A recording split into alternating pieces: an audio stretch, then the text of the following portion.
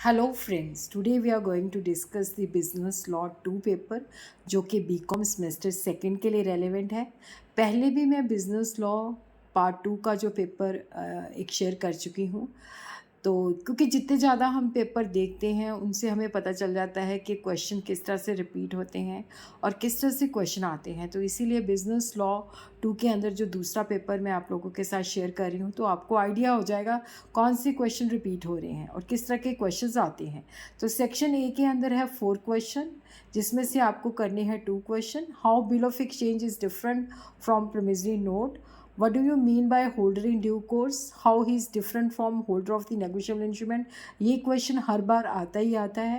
What do you understand by dishonor of negotiable instrument? Write down the various method of discharging of negotiable instrument. What is the important provision of Consumer Protection Act? तो इसमें से आपको करने हैं 2 question. Section B के अंदर से है what do you understand by Indian patent act? What are the different types of IPR? और उसी तरह हम देखते हैं अगला क्वेश्चन जो है explain the provision of factory act 1948। What are the salient features of information technology act 2008। Write down the power and function of central information commission, right to information. तो सेक्शन सी जो है, B section में भी आपको करने हैं 2 question.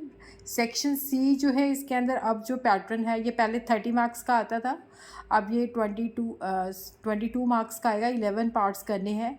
Dishonour of negotiable instrument, patents, consumer protection act, provision regarding employment of women in factory, revocation of patent, central and state information commission, difference between trademark and patent, exemption of disclosure of information, infringement of patent, crossing of checks, features of negotiable instrument, types of factories।